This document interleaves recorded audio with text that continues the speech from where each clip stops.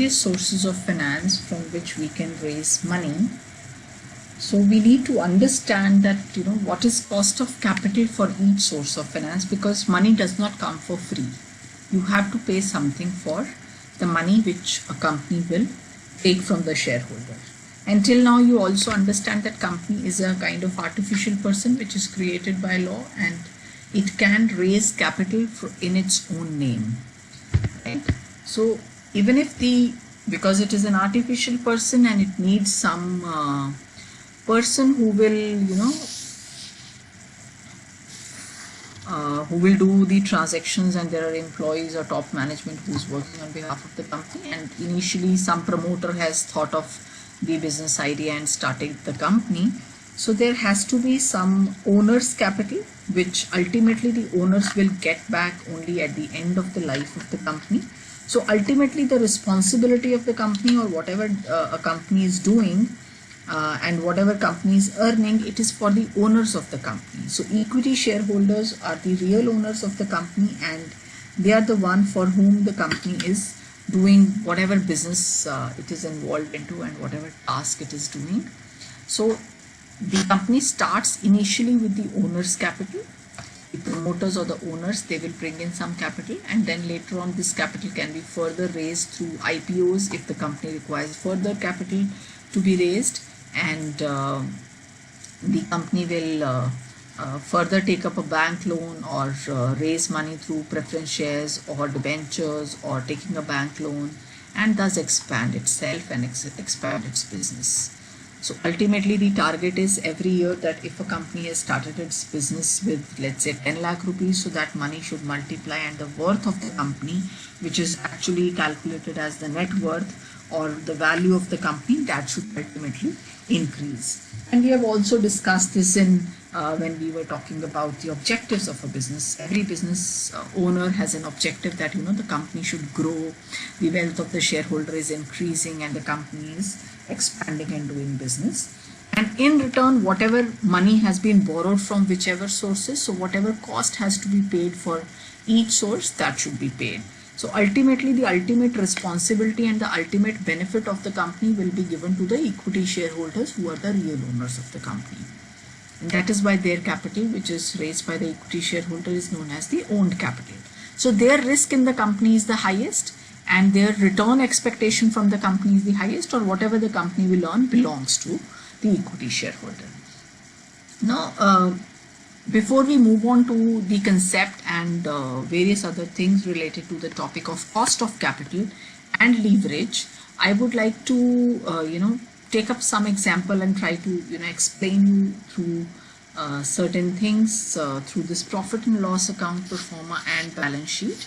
And so you all, I am trying to scribble on this screen, and it is coming out to be a bad handwriting, but that's okay. The basic idea is just want to bring you to a level where we can just look at the things from the perspective of understanding the cost involved and the concept of leverage together. So that's what I'll try to explain here. So in the profit and loss account, you have income on this side and expenses on the left hand side. So usually a company will have, buy sales revenue as the main source of income. So by sales there would be some income figure, and on the expenses side we have broadly 3 types of expenses which a company is making in the profit and loss account. So one is general administration expenses. So we have 2 general administration expenses. Then we have 2, selling and distribution expense. So general administration means you have expenses related to telephone bills, salaries paid to employees, wages paid, and all those routine expenses of the company. Under the selling and distribution expenses, you have advertising expenses, you have commission paid, and all other packaging expenses, all other expenses related to production and sales and selling and distribution are a part of it. And third category of expense which are given here is to financial expense. So this financial expense includes, you can say, the expense related to interest on, you have usually two items, interest on loan and interest on debenture. So from the credit side or from the income side, all these expenses are subtracted, and what do you get at the end? You get to net profit, and the total of both the sides is equal. That is how you solve a profit and loss account, and these are the items which are there in a profit and loss account. Now you understand here that in the profit and loss account, so if a company has, let's say, 10 lakh rupees as the total capital, out of which 5 lakh is taken as a loan. So 5 lakh has come from a loan and 5 lakh is owner's money which they have invested. So with 10 lakh rupees, company do some production and it sell some goods. So they have some sales revenue, and then there is some general administration expenses, selling and distribution expenses, and interest on loan of that 5 lakh rupees. That interest on loan or interest on debenture is also paid. So whatever profit will remain, that belongs to the equity shareholder to be distributed, right? And this net profit which is distributed to the equity shareholder, on this net profit, so whatever profit the company will earn, they have to pay taxes, right? So this is how a company would, so we have net profit, also known as earning before taxes, EBT, earning before tax. From this, what you will subtract? You will subtract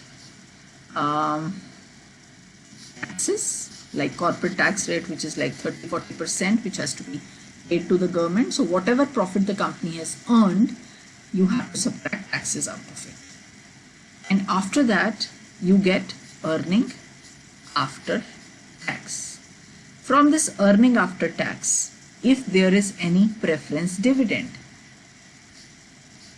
so if there are preference shareholder, they are paid dividend. So whatever will be remaining, that will be known as earning after tax, after preference dividend. So that will be the earning, also known as profit for equity shareholder. This is the profit for equity shareholder. So this is the profit which the equity shareholder is going to get. Now, we all know that preference shareholder will get a certain fixed rate of dividend. Their rate of dividend is percentages. Their percentage of dividend is fixed. The interest on debenture is also fixed, but whatever profit equity shareholder is going to get is variable. So equity shareholder does not know whether in a particular year, if the company will earn profit, they will get dividend. Otherwise they may not get. And even if the company is getting profit, it is not necessary that they will get all the amount of profit will be distributed to them as a dividend. So there are two words related to this. One is known as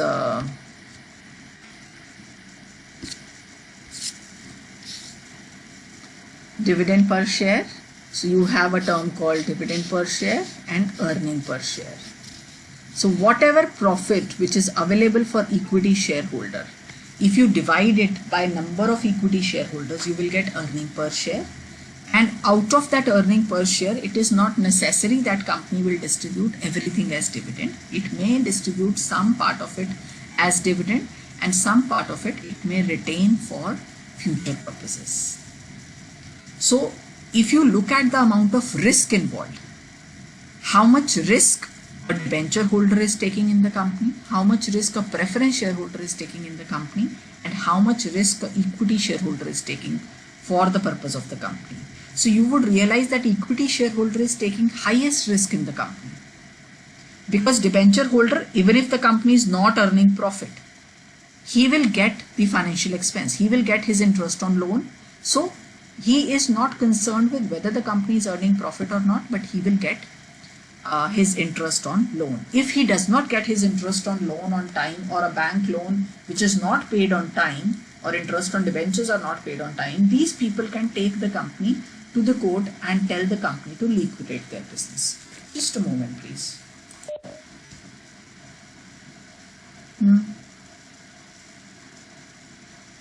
बोलो.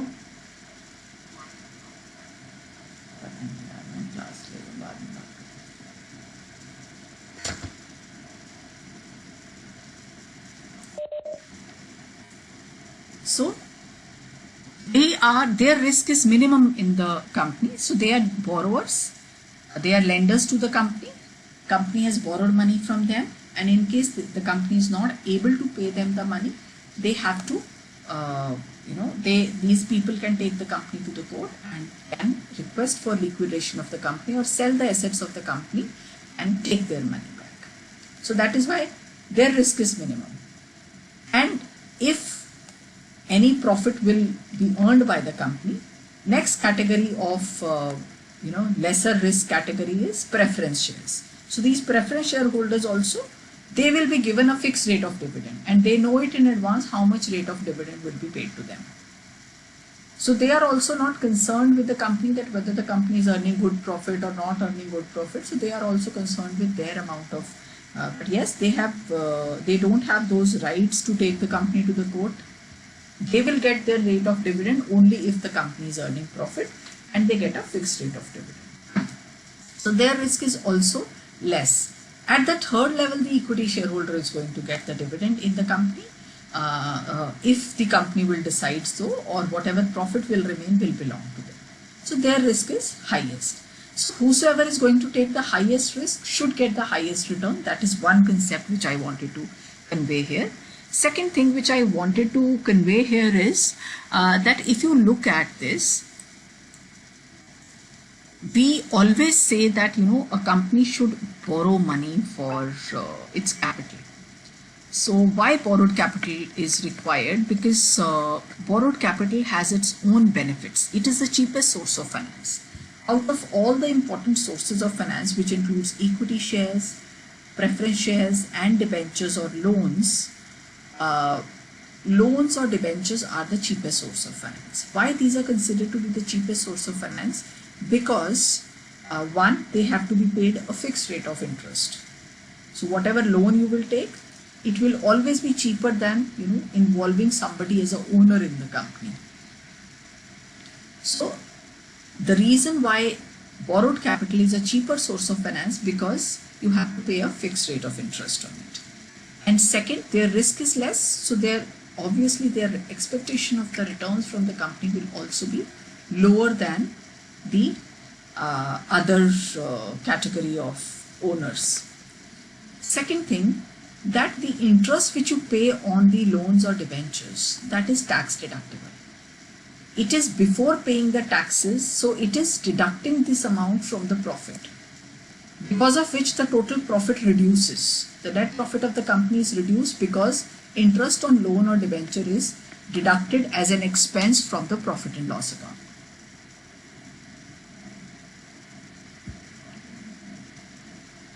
So since the profit which will be remaining for the company to be paid to the shareholders and to pay the taxes to the government first will be lower, and thus company will be saving a lot of taxes, and overall it impacts the amount of money which it pays to the equity shareholder. So the EPS also increases.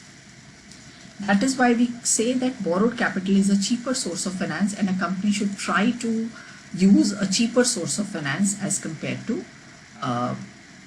a costlier source of finance. So these are the two reasons why borrowed capital is considered to be a cheaper source of finance. Any confusion or questions till now? I can take those questions. Any doubts which are coming to your mind, or you want me to repeat anything?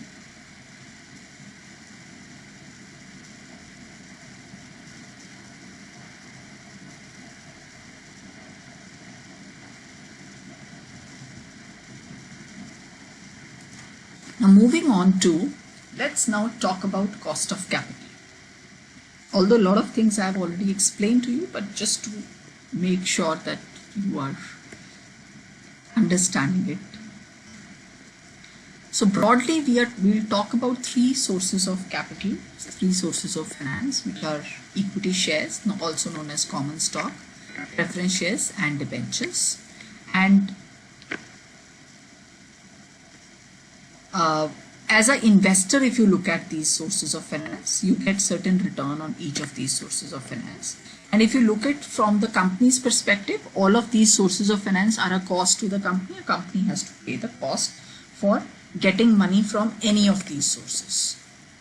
So that is what we are trying to calculate here from the company's perspective, that what is the cost of capital related to each source of finance, and which source of finance is cheaper, which source of finance is costlier, and how to calculate that cost.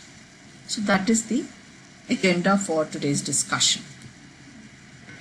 So any investor, why an investor would invest his money in company form of organization? Because they are looking at the returns which they are expecting from the company. And for a company, they need money. They need money from various sources so that they can run their business and they can earn on the basis of the investment which is made by other people and give the interest to and dividend to everybody who has contributed their money, and ultimately the owner should grow and his profit should increase, right? So the same rate of interest or rate of return, so we call it rate of return because equity shareholder gets dividend and debenture holder gets interest. So it is basically the return on their investment in whichever capacity they are investing their money. So for a finance manager, the same rate of return is basically the cost of raising funds which they need to operate the firm. So whatever is the expectation of a shareholder, a company is supposed to pay it to them, right? So the cost of raising funds basically is the cost of capital. If you look at the definition of cost of capital, what is cost of capital?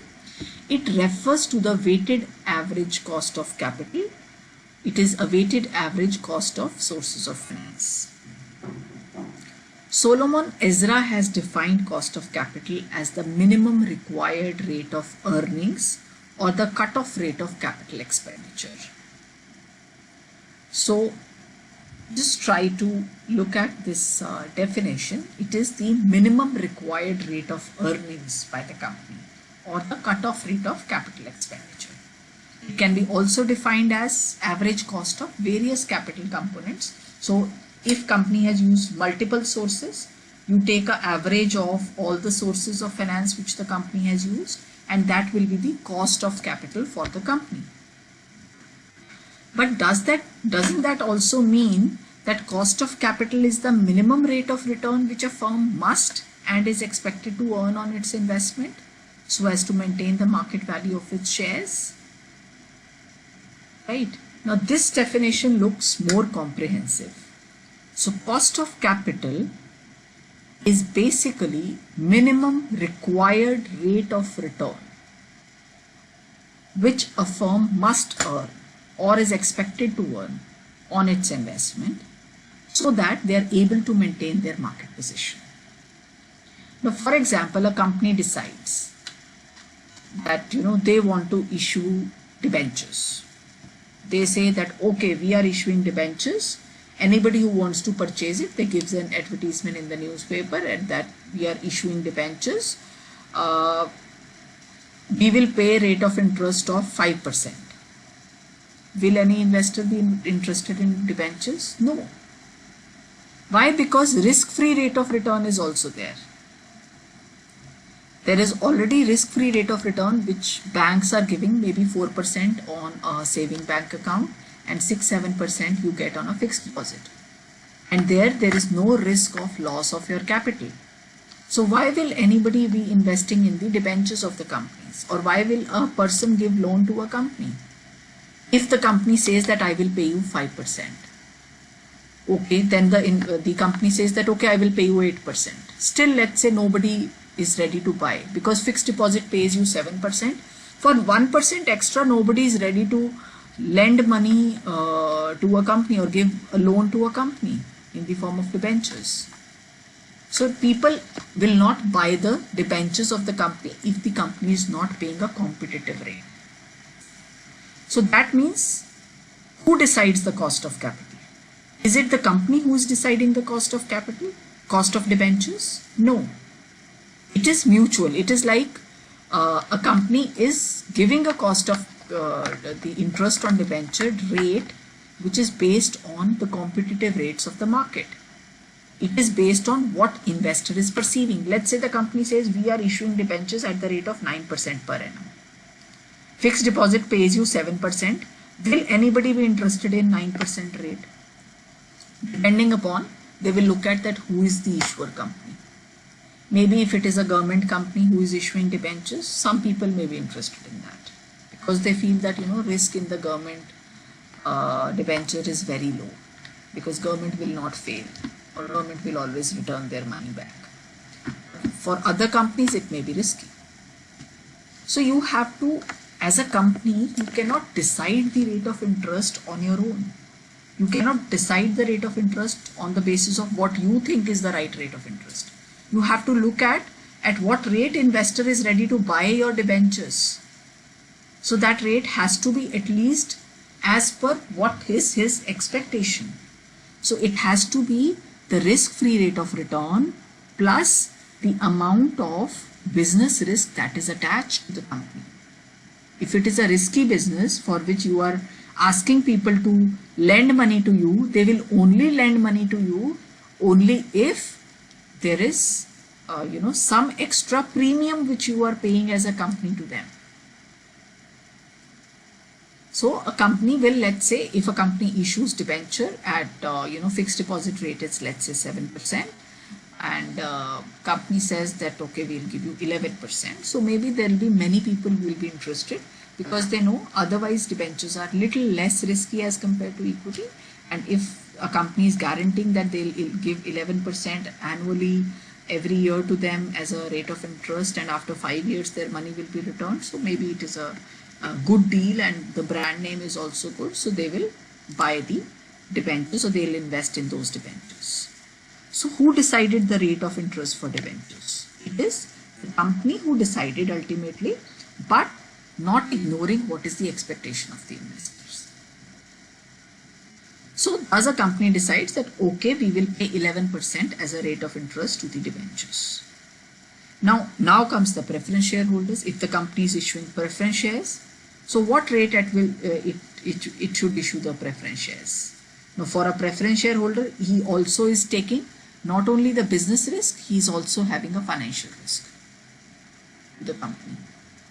So a preference shareholder, because he also gets a fixed rate of interest and he has not much involvement in the company, so he may say that okay, I'm okay with 12% or 13% returns which you pay to me, and the company on the basis of what the market feels would fix up a rate of dividend for the preference shareholder as maybe 12% or 13%. Now how much would be the rate of return which is expected by the equity shareholder? So basically any equity shareholder will not invest in a company. Let's say you want to buy the shares of a company. Which company's share you will buy? Why you will invest in the stock market? Or why you become a owner in a company or want to become a shareholder of a company? You are interested in a company because you feel that the business is good and in future this business will grow and your money will also multiply, and you are interested in returns of the company as well as some amount of maybe decision making powers which you will get if you will become the owner of the company. So as an equity shareholder also, you are interested in investing in equity stocks of company because you are there for expecting certain returns. And how much return as an equity shareholder you are expecting. So that will be, if you look at this formula, so cost of capital for equity is decided on the basis of risk-free rate of return, which is like 4% if it is going for the saving bank account in the market, which is like your own safe money. So that is the risk-free rate of interest plus business risk. Now a business has two types of risk, right? One is business risk of the company, another is financial risk. So any risk which a company will have because of business operations, that is known as business risk. So there can be a strike in the company, there can be a production can stop because of something, there can be change in technology, there can be any other fault with the company, there can be conflict in the top management. So there are a lot of risk which a business faces. There can be competition risk, there can be market risk, there are internal risk as well as external risk. Because of which we say that investing in a company or doing business is very risky. Why doing business is risky? Because there are a lot of uncertainties involved. So as an equity shareholder, if you are investing your money by taking certain risk of a different kind of business, now every business will have a different kind of risk. If you start a company for, let's say making laptops, maybe the risk is low. But if you start manufacturing something which is a new innovative product, you do not know.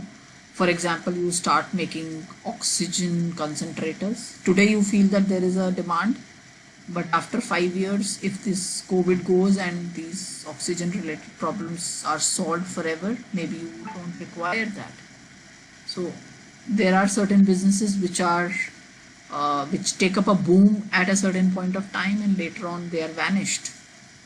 So you have to see that what kind of business you are investing into, and based on that, what is the risk related to the business operations. For that, your expectation would be some amount of premium you would expect from a company as an investor. So that is the amount of premium you would expect. Let's say 4% is the risk-free return, and then you say that okay, so 4% is risk-free rate of return plus business risk. Let's say it is a medium risky business, so you say that okay, I will take another 5% for taking that business risk. Then there is a financial risk. If the company already has a loan or already has issued debentures, then there is a financial risk, because in case a company is not earning profit or is into losses, these loans and these debenture holders, these lenders can take the company to the court and shut down their business in case the company is not able to pay them back. So that is what is the financial risk for an owner, because only for two reasons a company will close down. No? If there is a government related requirement that the company has to shut down the business, then, or if the company is into losses for many years because of business operations, or third reason can be that a company is not able to, because it is not earning profit, still it can survive. But if there are some people whose payments are due, and they are those loan companies or these are banks whom you have not paid the interest on time, so your company can be closed down. Then the owner's money will never be returned. That is also a risk a owner is taking. So that is the premium for financial risk he wants. He says that I need another, if the company already has debentures or something like that, so he says that I need another 6%, and that is what will make my expectation. So if you as a company can pay me 15% per annum or as a return to my investment, then only I am ready to invest in the company as an equity shareholder, or I will buy in the stock market your shares. So if that is the kind of calculation which all the investors have it in their mind, and the company is not able to give, let's say, 15% returns to these investors, what will the investor do? The investor will sell the share of that company and buy the share of the company which is paying them 15%, because his expectation of the stock market or the corporate world is that I should get 15% return in such kind of business scenario or in such kind of market situation. If I am investing in the stock market, I must get this much return. So if the company is able to pay to them, then they will feel happy. Otherwise, they would like to leave the company and shift to some other company who can pay them this amount of return. So how much return an equity shareholder is expecting or is wants to get, that is the amount of profit at least a company should earn. So even if the cost of capital for for cost of debentures, a company has to pay the cost every year to the debenture holder and the loans as an interest before calculating their profit. Then preference shareholders also have to be paid a rate of rate of dividend, which is fixed. And last comes the equity shareholder. So equity shareholder at least should know that the company has earned at least 15% profit on whatever is the total investment. That is when he will be happy that okay, his money is safe and his money is growing and earning at a rate of 15%. So that is why this definition of cost of capital is very important. So cost of capital is not only the cost which the company has to pay, but it is the minimum rate of return which a company must earn on its investment. So the expected ROI of the company, if the equity shareholders' expectation is 15%, so at least 15% return on investment a company must earn every year, so that the shareholders are there and they are providing the funds to the company. If the company is not doing that well, maybe the shareholders will be dissatisfied with the company and the shares will not show the improvement in the stock market as well. So cost of capital is never the amount of return which is paid to so it is paid or not paid doesn't matter, but it is the amount of minimum required rate of return which a company must earn to survive in the market. Otherwise it will not be able to survive. Now if we have to as a company calculate the total cost of capital, we use a formula called weighted average cost of capital. So cost of each source of finance would individually be taken up and would be used for this calculation of weighted average cost of capital.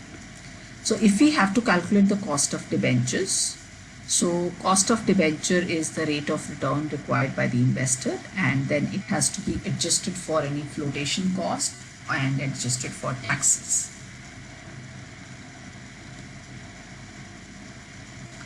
So cost of debenture, if you want to know the formula for cost of debenture, this is the formula which we use for cost of debenture. AD is the symbol which we use for calculating the cost of debenture.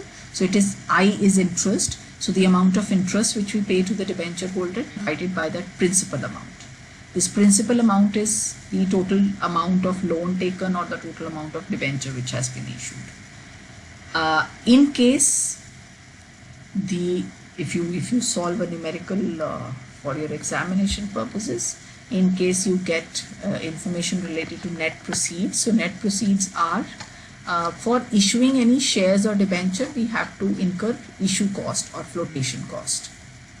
So a lot of issue expenses are incurred at the time of issue. For example, advertising expenses, you have to pay certain fees, you have to pay to underwriters, and you have to pay to bankers and other people who have helped you in issuing the shares. So all of this cost are to be deducted, known as flotation cost or issue expenses. So these issue expenses or flotation cost have to be deducted from the principal amount collected, and that is known as net proceeds. So either in the denominator you will take principal amount or net proceeds. So that is your cost of debenture. That is the cost which a company has to incur for issuing debentures.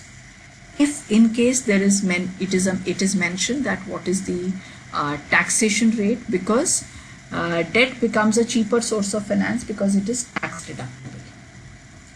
Now, so what does that mean? So if it is tax deductible, so multiply it with 1 minus tax rate. So whatever is the tax rate of the government, so interest divided by net proceeds multiplied with 1 minus tax rate. So that will give you the real cost of debenture, which will be, you know, lesser value as compared to the above formula, because you get tax benefit when you are issuing debentures. Now, how do you calculate the cost of preference shares? The cost of preference share is also calculated as dividend paid to the preference shareholder divided by net proceeds. Net proceed means total principal amount collected from preference shareholders minus flotation cost or issue expenses which have been incurred at the time of issue of preference shares. Now, for equity shareholders, it is a little tricky, not that simple, because sometimes many companies do not pay equity shareholder any interest on, any dividend, because the company is a growth company or is growing, so they retain their profits. So that does not mean, so the company who are not issuing dividend does not mean that the company has to pay zero cost on equity. So I told you that cost on equity is the perceived cost of equity. So you have to calculate the perceived cost of equity capital, how much is the expectation of the equity shareholder, and that should be the minimum rate of return which a company should earn. So that is why equity is the costliest source of finance for any company. So there is a dividend growth model. This formula can be used for those companies who are issuing dividend to the shareholders. So cost of equity, which is represented by KE, is equal to dividend paid divided by principal amount plus growth. Sometimes some companies have a regular dividend paying policy where they say that dividend every year there will be 2% increase in dividend. So whatever dividend they'll give today, next year they'll pay 2% extra. So if there is some growth formula which is defined by the company, so that growth percentage will be added to it and it will become the cost of equity capital. Another way of calculating cost of equity capital is sometimes in the question you may get that beta is given for the company. So cost of equity, so this is known as capital asset pricing model, and the formula says that it is risk-free rate of return plus beta of the stock multiplied with return of the market portfolio minus risk-free return.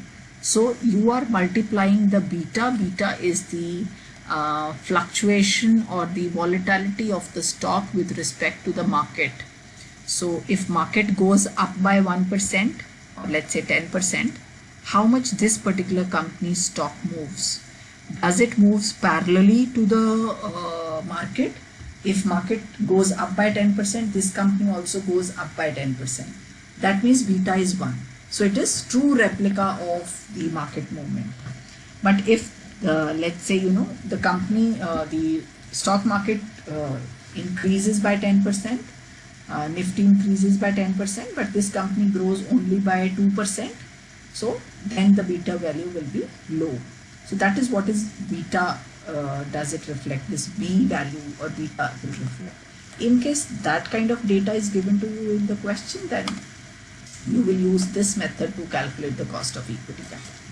Third formula is dividend yield method for those companies who pay dividend to the shareholders. So cost of equity will be calculated as dividend divided by net proceeds. That means principal minus the flotation cost or the market price. Sometimes the net proceed is not mentioned, so you can take the market price of the share also. And for those companies who do not pay any dividend to the shareholders, in that case we use a earning yield method. So if in that case, if the company has earned profit, you take the EPS in the numerator and divided it by the net proceeds or the market price of the share. So you will get the cost of equity capital. That is how we calculate.